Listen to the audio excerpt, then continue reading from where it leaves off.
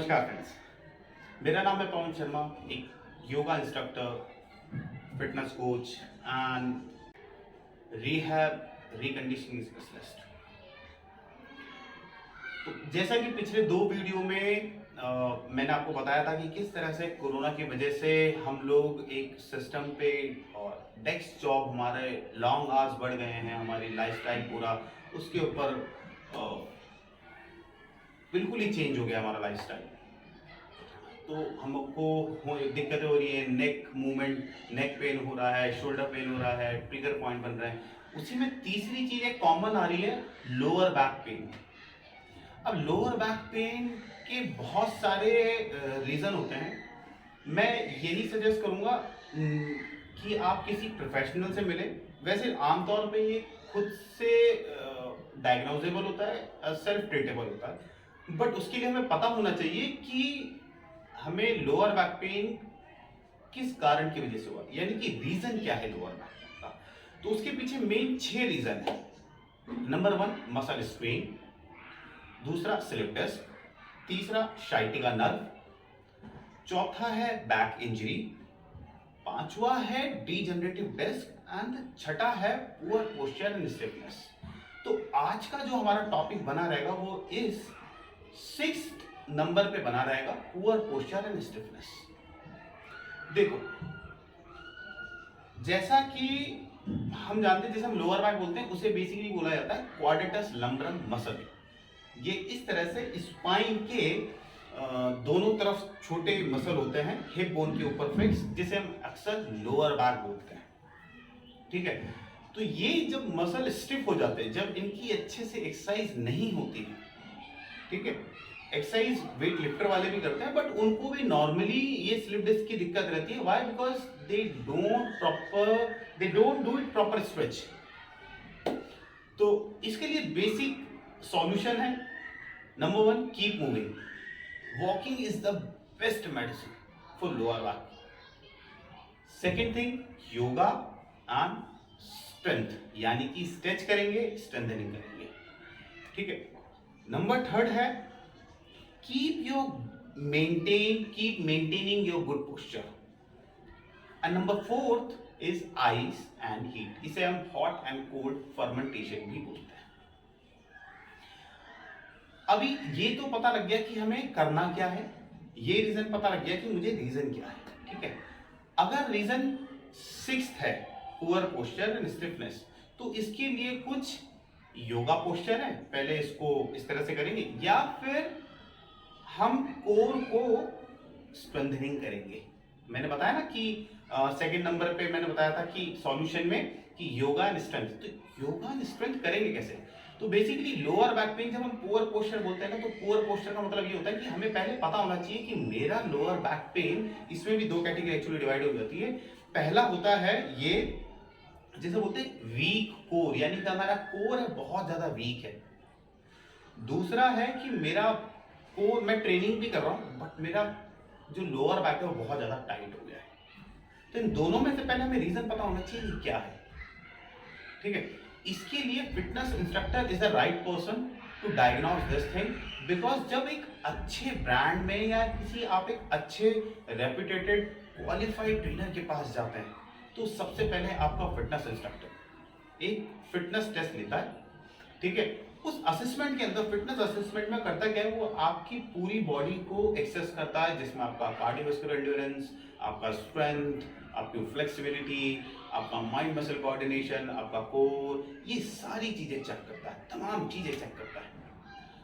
जब कोई आउटकम आता है, जो भी आउटकम आता है, उसके अकॉर्डिंग और आपके फिटनेस गोल को ध्यान में रखते हुए वो एक फिटनेस वर्कआउट प्लान डिजाइन करता है। तो इस तरह से एक फिटनेस इंस्ट्रक्टर, एक क्वालिफाइड फिटनेस इंस्ट्रक्टर अपने स्टूडेंट को, अपने क्लाइंट को वो ट्रेन करता है। तो यहां पे भी आपको पता होना चाहिए कि आपके साथ क्या हो रहा है, क्या कोर वीक है या कोर या लोअर बैक टाइट। ठीक है, तो जब अगर आपका कोर वीक है, तो मैं सजेस्ट करूंगा कि आप स्टार्टिंग तब भी योगा से ही करें। ठीक है, बिकॉज जब आप स्ट्रेंथनिंग करने जाते हो तो फिर से सेम स्टिफनेस की दिक्कतें आ जाती है। ठीक है, तो always start your lower back pain या कोई भी वर्कआउट है with the yoga and finish with the yoga. और हाउ डिजाइन, अब इसको डिजाइन किस तरीके से, how to design these things. जब हम वार्म अप में योगा करेंगे तो सारे रेपिटेशन रेपिटेटिव बेस्ड होंगे, और जब हम कूल डाउन में योगा करेंगे तो वो होल्ड बेस्ड होंगे, स्टैटिक होल्ड। ठीक है, ये योगा की बहुत अच्छी चीज है कि हम उसको अपने कंफर्ट के अकॉर्डिंग डिजाइन कर लेते हैं, बट हम उसे हमेशा अंडर वैल्यू ही एज अ जज करते हैं कि योगा से रिजल्ट नहीं आते। ठीक है, मोस्ट ऑफ द फिजियोथेरेपिस्ट, आपको जान के शॉक होगा कि most of the physiotherapist yoga की पोस्चर को ही या योगा के पोस्चर से ही अपने आधे से ज्यादा पेशेंट्स को ठीक करते हैं। ठीक है, तो अब स्टार्ट करते हैं ये सारा का सारा कि आपको शुरू के 15 दिन में ये योगा पोस्चर करने होंगे, उसके 15 दिन बाद आपका पेन खत्म हो जाएगा, keep doing the posture, but 15 दिन के बाद से फिर आपका स्ट्रेंथ प्रोग्राम स्टार्ट हो जाएगा, like plank, bird to dog, high plank, push-ups and other so many things जो मैं आगे डिस्कस करूंगा। Let's start now। तो आपका पूरा जो वर्कआउट प्लान है वो योगा से स्टार्ट होगा। योगा में अब आपको करना क्या है, योगा में आपको कुछ पोस्चर्स करने होंगे। स्टार्टिंग आपको करना होगा जैसे कि स्क्रीन में दिखाई दे रहा है, कैट एंड काउ से। ये आप रेपिटेटिव बेस कर सकते हैं। ठीक है, इसमें आप cat pose and camel pose आराम से कर सकते हो। आप इसमें 15-15 रेपिटेशन कैट एंड काउ के कर सकते हैं। दूसरा है बर्ड टू डॉग, ये भी आप इनिशियली मैं सजेस्ट करूंगा कि आप पहले रेपिटेटिव बेस करें, फिर इसके बाद होल्ड बेस जरूर करें। मिनिमम 1 से 3 मिनट का आपको होल्ड लगाना है और रेपिटेशन करने हैं आपको 15 रेपिटेशन हर एक पोस्चर। ठीक है, दूसरा ये हो गया ना। तीसरा आपको करना है फिर बर्ड टू डॉग के बाद cobra pose, then mountain pose, उसके बाद फिर आप करोगे जानु शीर्षासना। जानु शीर्षासना इसका सिंगल लेग स्ट्रेच। फिर इसके बाद आप करोगे pigeon up and pigeon down. Pigeon down में आपको ये ध्यान रखना है कि आपका जो एंकल है और नीज है ये आपके इन दोनों शोल्डर ब्लेड्स के सामने आना चाहिए। कोशिश, मैं कह रहा हूँ फिर से, कोशिश करनी चाहिए। अगर आपका हिप या हैमस्ट्रिंग ज्यादा टाइट है तो वो इस तरह से एक एंगल बना लेगा एक ही शेप में, बट घबराने वाली बात नहीं है। आपको बस पैर आगे रखना है और जैसे कि इमेज में दिखाया गया, और आपको वहीं पर ही आपको उस पोस्चर को करने की कोशिश करनी है। एक चीज हो गई। ठीक है, नाउ दूसरी चीज, आपने कोबरा पोज कर लिया, माउंटेन कर लिया, बेसिकली आपने लोअर बैक को स्ट्रेच कर लिया है जानु शीर्षासन के साथ, आपने स्टेप बाय से करा था कैट एंड कैमल। अब आप करोगे सुपरमैन होल्ड ऑल्टरनेटली आर्म और दोनों आर्म्स के साथ, फिर आप करोगे धनुरासना। ठीक है, इसको करने के साथ साथ अब आप स्टार्ट करोगे चाइल्ड पोज करना। ये आपकी बैक को रिलैक्स करोगे, क्योंकि अब तक आप करते हुए थक गए थे, तो ये आपकी बैक को रिलैक्स करेगा। अगर आपको बीच में कहीं थकावट होती है तो बीच में भी इस आसन को आप कर सकते हैं, चाइल्ड पोज को। ठीक है, इसके बाद अब आप क्या करने लगोगे, ये आपका जो प्रोग्राम चलेगा ये तकरीबन 15 दिन से लेके 30 दिन तक के बीच में चलेगा। नॉर्मली 15 दिन, 2 वीक के अंदर लोअर बैक पेन खत्म हो जाता है, बट बी अवेयर कि ये बस आपका टेम्परेरी रिलैक्सेशन मिला है। इसके बाद ये लोअर बैक पेन दोबारा आ सकता है, क्योंकि अभी तक हमने सिर्फ मसल को रिलैक्स करा है, अभी स्ट्रेंथनिंग करना बाकी है। तो ये 1 महीने तक आपका तकरीबन चलेगा। उसके बाद अब आपकी 6 एक्सरसाइज ऐड होंगी। शुरू के 15 दिन में 3 एक्सरसाइज ऐड होंगी। नंबर 1 है बोट पोज होल्ड। अगर बोट पोज होल्ड नहीं कर पा रहे हैं तो ये जो नीचे वाला पोज है ये इसका स्केल डाउन हो जाए, बस लेग्स ऊपर करके होल्ड लगा दीजिएगा। दूसरा है प्लैंक। अगर आप लो प्लैंक, मिनिमम आपको 30 सेकंड से स्टार्ट करना है, मैक्सिमम 1 मिनट। अगर नहीं भी हो पा रहा तो मिनिमम अपना जो भी रखिए 10, 15, 20 सेकंड। फिर उसके बाद ग्रेजुअली अपने इस प्लैंक होल्ड को आप बढ़ाते रहिए। ठीक है, तीसरा पोस्चर आप करोगे डेड बग। ये बहुत अच्छी एक्सरसाइज है। ठीक है, डेड बग ये आपके कोर को स्ट्रेंथनिंग करना स्टार्ट करेगा। ये शुरू के अब 15 दिन तक आप ये 3 एक्सरसाइज करोगे। अब इसके बाद बाकी की 3 एक्सरसाइज और कौन सी ऐड करनी है, अब आपको स्टार्ट करना धीरे धीरे वेट ट्रेनिंग इंट्रोड्यूस करना है। यानी आप 5 केजी या 10 केजी के डंबल से स्टार्ट कर सकते हो। Bend and lift movement number 1, bend and lift movement, इसमें मैं स्पेशली एक वीडियो बना दूंगा कि कैसे करना है। दूसरा है आप करोगे स्क्वाट्स। तीसरा आप करोगे लंजेस। ठीक है। लंजेस ये आपके कोर को स्टेबलाइज भी करेगा और स्ट्रेंथनिंग भी करेगा, आपके कोर को बहुत अच्छी स्टेबिलिटी और स्ट्रेंथनिंग बहुत अच्छी देगा, ठीक है। इसके साथ साथ अब ये मूवमेंट आपका चलेगा 15 से अब तक हो जाएंगे, 15 दिन और खींचना है तो 2 महीने हो जाएंगे।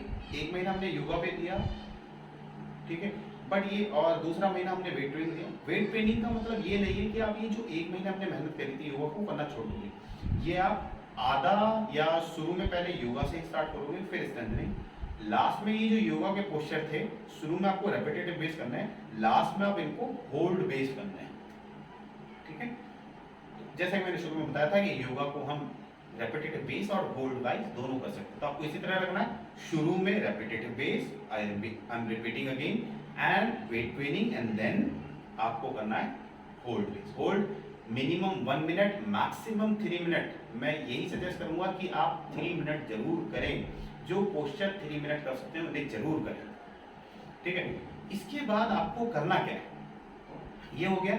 अब ये जो 2 महीने को जो हमने एक फ्रेम वर्क स्टार्ट करा है, इसको अब आप तीसरे महीने तक लेके जाओगे। Now this is the final step. इन 3 महीने में आपका लोअर बैक पेन 100% क्योर हो जाएगा, ठीक है। अब इन दोनों वर्कआउट प्लान को आपको खींचना है 3 महीने तक। इसके बाद आप एक अच्छे इंस्ट्रक्टर के पास जाएंगे, जिसके पास अच्छे से एटलीस्ट सर्टिफाइड तो हो, अगर डिग्री ना हो तो एटलीस्ट सर्टिफिकेशन हो, किसी अच्छे जिम्स के अंदर जाएं, बिकॉज जिम की आजकल बेसिक गाइडलाइंस बन गई है कि वो एक लाइसेंस या सर्टिफाइड ट्रेनर तो मिनिमम रखते ही रखते हैं। वो टाइम चला गया जब एक ट्रेनर ये बोलता था कि मेरे को मेरे गुरुजी ने करवाया इसलिए करवा रहा हूँ, चुपचाप कर लो, ठीक है। वो टाइम चला गया। आजकल के ट्रेनर बहुत अच्छे क्वालिफाई होते हैं, बहुत अच्छे एक्सपीरियंस, आप हमेशा ट्रेनर को हायर करें।